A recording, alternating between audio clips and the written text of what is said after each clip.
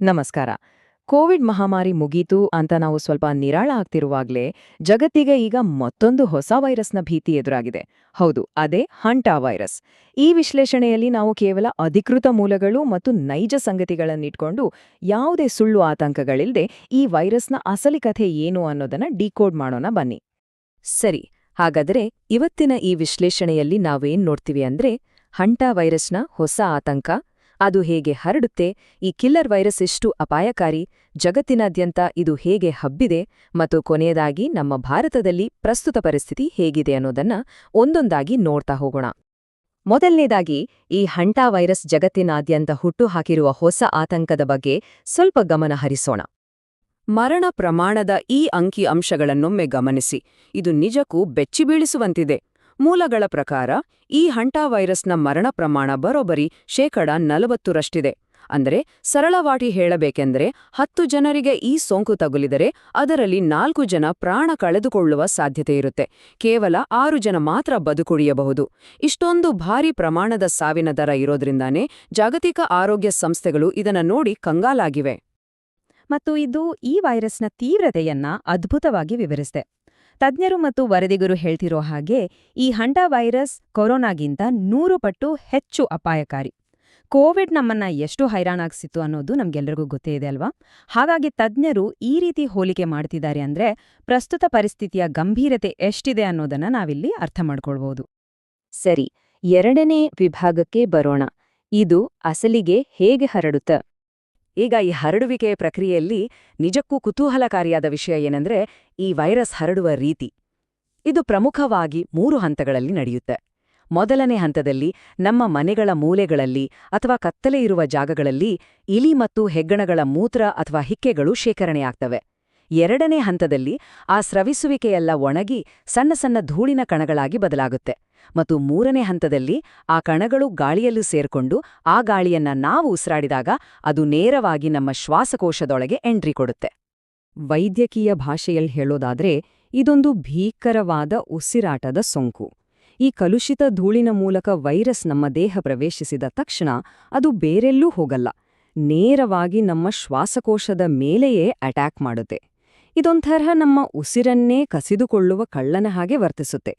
ಮನುಷ್ಯನ ಉಸಿರಾಟವನ್ನು ತೀವ್ರವಾಗಿ ನಿರ್ಬಂಧಿಸೋದೇ ಇದರ ಅತಿದೊಡ್ಡ ಅಪಾಯಕಾರಿ ಲಕ್ಷಣ. ಈಗ ಮೂರನೇ ವಿಭಾಗದತ್ತ ಕಣ್ಣಾಡ್ಸೋಣ. ಈ ಕಿಲ್ಲರ್ ವೈರಸ್ ಅದೆಷ್ಟು ಅಪಾಯಕಾರಿ? ಇಲ್ಲಿನ ನಿರ್ಣಾಯಕ ಅಂಶ ಏನಂದ್ರೆ ಈ 2 ವೈರಸ್ಗಳ ನಡುವಿನ ವ್ಯತ್ಯಾಸವನ್ನ ಅರ್ಥ ಮಾಡ್ಕೊಳ್ಳೋದು. ಕೋವಿಡ್-19 ಮನುಷ್ಯನಿಂದ ಮನುಷ್ಯನಿಗೆ ಕಾಡ್ಗಿಚ್ಚಿನಂತೆ ವೇಗವಾಗಿ ಹರಡ್ತಿತ್ತು. ಆದ್ರೆ ಹಂಟಾ ವೈರಸ್ ಹಾಗೆ ಫಾಸ್ಟಾಗಿ ಹರಡಲ್ಲ. ಆದರೂ ನಾವು ಮೊದಲೇ ನೋಡಿದ ಹಾಗೆ ಇದರ 40%ರಷ್ಟಿರುವ ಮರಣ ಪ್ರಮಾಣ ಮತ್ತು ನೇರವಾಗಿ ಶ್ವಾಸಕೋಶವನ್ನೇ ಡ್ಯಾಮೇಜ್ ಮಾಡುವ ಗುಣವೇ ಇದರ ಅತಿದೊಡ್ಡ ಅಪಾಯ. ಅಂದ್ರೆ ಇದರ ಹರಡುವ ವೇಗ ಕಡಿಮೆ ಇದ್ರೂ ಪ್ರಾಣ ತೆಗೆಯುವ ಸಾಮರ್ಥ್ಯ ಮಾತ್ರ ತುಂಬಾನೇ ಹೆಚ್ಚಿದೆ. ಇಷ್ಟೆಲ್ಲ ಆದ್ಮೇಲೆ ಇದರ ವೈದ್ಯಕೀಯ ಸವಾಲುಗಳನ್ನ ನಾವು ಸ್ವಲ್ಪ ಗಮನಿಸಲೇಬೇಕು. ಸದ್ಯಕ್ಕೆ ಈ ಹಂಟಾ ವೈರಸ್ಗೆ ಯಾವುದೇ ನಿರ್ದಿಷ್ಟ ಲಸಿಕೆ ಅಥವಾ ವ್ಯಾಕ್ಸಿನ್ ಇಲ್ಲ. ಹಾಗೇ ಇದಕ್ಕೆ ಪಕ್ಕಾ ಮದ್ದು ಅಥವಾ ಕರಾರುವಕ್ಕಾದ ಚಿಕಿತ್ಸೆಯೂ ಇಲ್ಲ. ಇದು ಮನುಷ್ಯನಿಂದ ಮನುಷ್ಯನಿಗೆ ಹರಡ್ತಾ ಇಲ್ವಾ ಅನ್ನೋದ್ರ ಬಗ್ಗೆ ತಜ್ಞರು ಇನ್ನೂ ಸಂಶೋಧನೆ ನಡೆಸ್ತಾನೇ ಇದ್ದಾರೆ. ಯಾವುದೇ ಲಸಿಕೆ ಅಥವಾ ಔಷಧಿ ಇಲ್ಲದೇ ಇರೋದ್ರಿಂದಾನೇ ವಿಶ್ವ ಆರೋಗ್ಯ ಸಂಸ್ಥೆ ಅಂದ್ರೆ WHO ಎಲ್ಲಾ ದೇಶಗಳಿಗೂ ಎಚ್ಚೆತ್ತುಕೊಳ್ಳುವಂತೆ ಸೂಚನೆ ನೀಡಿ ಜಾಗತಿಕ ಹೈ ಅಲರ್ಟ್ ಘೋಷಿಸಿದೆ. 4ನೇ ವಿಭಾಗ, ಪ್ರಪಂಚದಾದ್ಯಂತ ವೈರಸ್ನ ಹರಡುವಿಕೆ. ಇಡೀ ಜಗತ್ತನ್ನೇ ಬೆಚ್ಚಿಬೀಳಿಸಿರುವ ಈ ಆತಂಕದ ಕೇಂದ್ರಬಿಂದು ಅಸಲಿಗೆ ಒಂದು ಹಡಗು. ಹೌದು, ಮೂಲಗಳ ಪ್ರಕಾರ ಅರ್ಜೆಂಟೀನಾದಿಂದ ಹೊರಟ MV ಹಾಂಡಿಯಸ್ ಅನ್ನೋ ಹಡಗಿನಲ್ಲಿ ಈ ಸೋಂಕಿನ ಮೃತ್ಯುನರ್ತನ ಮೊದಲು ಕಂಡುಬಂದಿದೆ. ಈ ಹಡಗೆ ಈಗ ಜಾಗತಿಕ ಮಟ್ಟದಲ್ಲಿ ಪೇಷಂಟ್ 0 ತರಹ ಕೆಲಸ ಮಾಡಿದೆ. ಅಂದ್ರೆ ಈ ವೈರಸ್ಸನ್ನು ಬೇರೆ ಬೇರೆ ದೇಶಗಳಿಗೆ ಕೊಂಡೊಯ್ಯುವ ಪ್ರಮುಖ ಕ್ಯಾರಿಯರ್ ಆಗಿ ಇದು ಬದಲಾಗಿದೆ. ಬನ್ನಿ ಈಗ ಇದು ಹೇಗೆಲ್ಲ ಹಬ್ಬಿದೆ ಅಂತ ನೋಡೋಣ. ಹರಡುವಿಕೆಯ ಅಂಕಿಅಂಶಗಳನ್ನ ಗಮನಿಸಿದ್ರೆ ಆ ಹಡಗಿನ ಮೂಲತಃ ವೈರಸ್ ಯುರೋಪಿನ ಹಲವು ರಾಷ್ಟ್ರಗಳನ್ನ ಆಗ್ಲೇ ತಲುಪಿಬಿಟ್ಟಿದೆ. ನೆದರ್ಲ್ಯಾಂಡ್ಸ್, ಬ್ರಿಟನ್, ಜರ್ಮನಿ, ಸ್ವಿಟ್ಜರ್ಲ್ಯಾಂಡ್ ಮತ್ತು ಫ್ರಾನ್ಸ್ ದೇಶಗಳಿಗೆ ಹಂಟಾ ವೈರಸ್ ಎಂಟ್ರಿ ಕೊಟ್ಟಿರುವುದು ದೃಢಪಟ್ಟಿದೆ.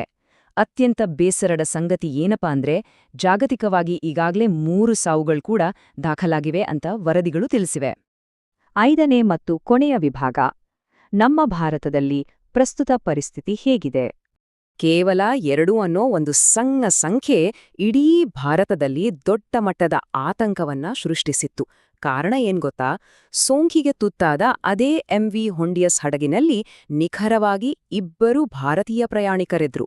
ಆ 2 ಎಲ್ಲಿದ್ದಾರೆ, ಎಲ್ಲಿ ಹೋದ್ರು ಅನ್ನೋ ಆರಂಭಿಕ ಗೊಂದಲಗಳು ಈ ವೈರಸ್ ಭಾರತಕ್ಕೂ ಎಂಟ್ರಿ ಕೊಟ್ಟಿರಬಹುದಾ ಅನ್ನೋ ಭಾರೀ ನಡುಕವನ್ನೇ ಹುಟ್ಟಾಕಿತ್ತು. ಆದ್ರೆ ಈಗಿನ ತಾಜಾ ಮಾಹಿತಿ ಏನಪ್ಪಾ ಅಂದ್ರೆ, ಆರಂಭದಲ್ಲಿ ಆ 2 ಭಾರತೀಯರು ಎಲ್ಲಿದ್ದಾರೆ ಅನ್ನೋ ಮಾಹಿತಿ ಇರ್ಲಿಲ್ಲ ಅನ್ನೋದು ನಿಜ. ಆದ್ರೆ ಪ್ರಸ್ತುತ ತಜ್ಞರು ದೃಢಪಡಿಸಿರುವಂತೆ ಅವರಿಬ್ಬರಲ್ಲೂ ಸೋಂಕಿನ ಯಾವುದೇ ಲಕ್ಷಣಗಳಿಲ್ಲ.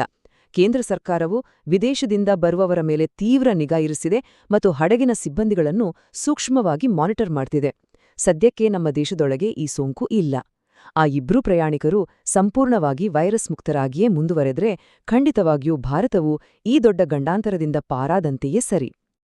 ನಮ್ಮ ಈ ವಿಶ್ಲೇಷಣೆಯ ಕೊನೆಯಲ್ಲಿ ಮೂಲ ವರದಿಗಳು ಎತ್ತುವ ಒಂದು ಬಹುಮುಖ್ಯ ಪ್ರಶ್ನೆಯನ್ನ ನಾವು ಕೇಳಿಕೊಳ್ಳಲೇಬೇಕು. ವಿಮಾನ ನಿಲ್ದಾಣಗಳು ಮತ್ತು ಬಂದರುಗಳಲ್ಲಿ ಮಾಡಬೇಕಿದ್ದ ಆರಂಭಿಕ ಸ್ಕ್ರೀನಿಂಗ್ ಪರೀಕ್ಷೆಗಳು ನಿಜಕ್ಕೂ ಕಟ್ಟುನಿಟ್ಟಾಗಿದ್ದವೆ? ಅಥವಾ ಭವಿಷ್ಯದ ದೊಡ್ಡ ಅಪಾಯವನ್ನ ತಡೆಯುವ ಮೊದಲೇ ನಮ್ಮ ಸಿಸ್ಟಂನಲ್ಲಿ ಎಲ್ಲೋ ಲೋಪವಾಗಿದೆಯಾ? ಈ ಪ್ರಶ್ನೆ ಮುಂದಿನ ಯಾವುದೇ ಬಿಕ್ಕಟ್ಟನ್ನು ಎದುರಿಸಲು ನಾವು ಜಾಗತಿಕವಾಗಿ ಎಷ್ಟು ಸಿದ್ಧರಾಗಿದ್ದೇವೆ ಅನ್ನೋದರ ಬಗ್ಗೆ ನಮ್ಮೆಲ್ಲರನ್ನೂ ಆಳವಾಗಿ ಆಲೋಚಿಸುವಂತೆ ಮಾಡ್ತದೆ. ಸರಿಯಾದ ಮಾಹಿತಿ ಮತ್ತು ಮುನ್ನೆಚ್ಚರಿಕೆಗಳೊಂದಿಗೆ ಸದಾ ಸಿದ್ಧರಿರೋಣ. ಸಂಪೂರ್ಣ ಮಾಹಿತಿಯೊಂದಿಗೆ ಈ ವಿಶ್ಲೇಷಣೆಯಲ್ಲಿ ಭಾಗಿಯಾಗಿದ್ದಕ್ಕೆ ಧನ್ಯವಾದಗಳು.